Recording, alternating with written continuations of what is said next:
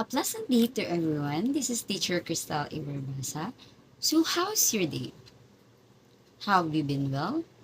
So, I hope the previous lesson is clear to you so that we can proceed to a new one. But before anything else, may I ask the class representative to lead the prayer. So, thank you so much for your participation. I appreciate you. So, how about your class attendance? Is there any absent for today? Or mind telling me who's not here today? So that is good to hear. I bet my students enjoy this class, so I'll take that as a cue to proceed. So I want to attest if this learning is interesting to you, my dear students. So now I will present a four pictures describing a specific word. But for you to have a clue what it is all about, all you have to do is to fix the jumbled word or arrange the jumbled words below the picture. Get it? So let me have Mr. Mendez for the item number one. So that's right. We have here the word listening. So for the second one, let me hear from Miss Sanyal. So another victorious answer from the plenary. So the word is reading. I bet all of you have seen this picture somewhere. So I feel that most of you are familiar. So if that's the case, I would love to hear from Mr. El Tagonde. So analyze the picture well. Yes, that is dancing. So I've also heard that Mr. El Tagonde is a good dancer. So I'll get back to you once we're done discussing so that you can have your time to shine. So let's proceed.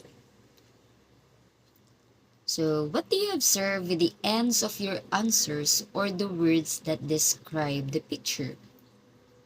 So, what do you think our topic is all about?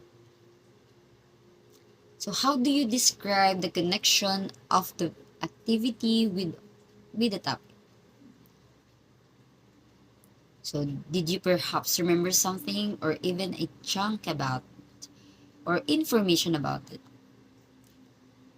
Lastly, are you familiar with gerunds?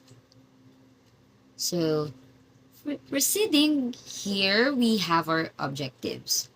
So, what are the things that we aim to do for today? So, first is identify how gerund functions in a sentence. So, number two is formulate a sentence using gerunds according to its function. And then the third one would be display cooperation for the discussion and set of activities. So, so what is a gerund? So, a gerund is a verb form that functions as a noun. So, a gerund is created by adding the suffix or the last or end word ing to the base form of a verb.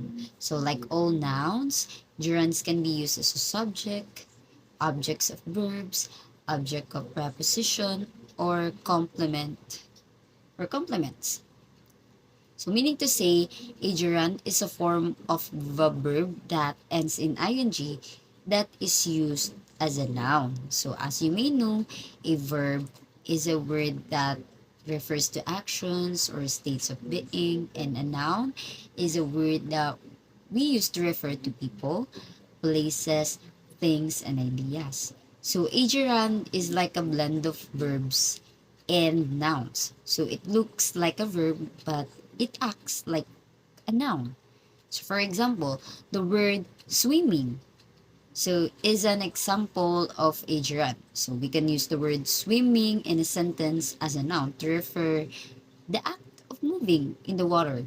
So as in swimming is fun.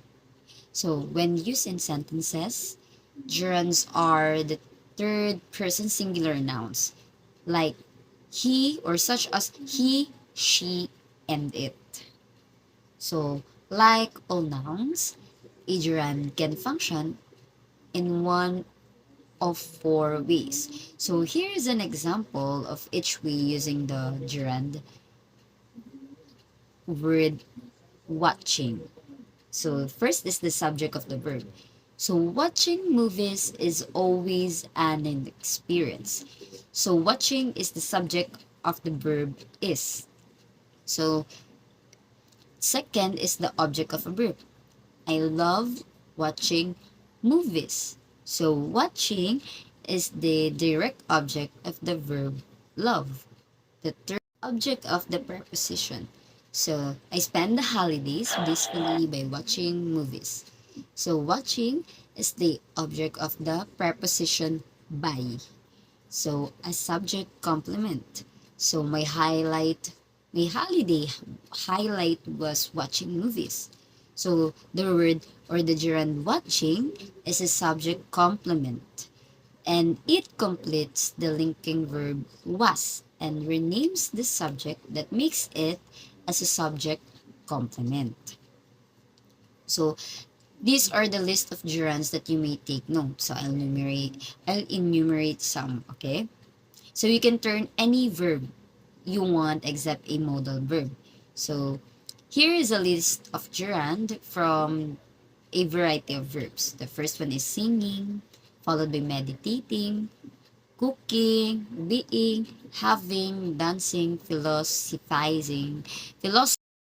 So how do gerunds functions? To further understand, just like nouns and noun phrases, gerund phrases can be used in several different ways in sentences. So, in general terms, there are four different ways, as what I've discussed earlier.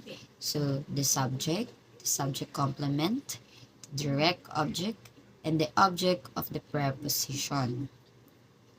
So, to know if my dear students really understand what we have discussed, so I would like to ask you to perform an activity entitled The Boat is Sinking.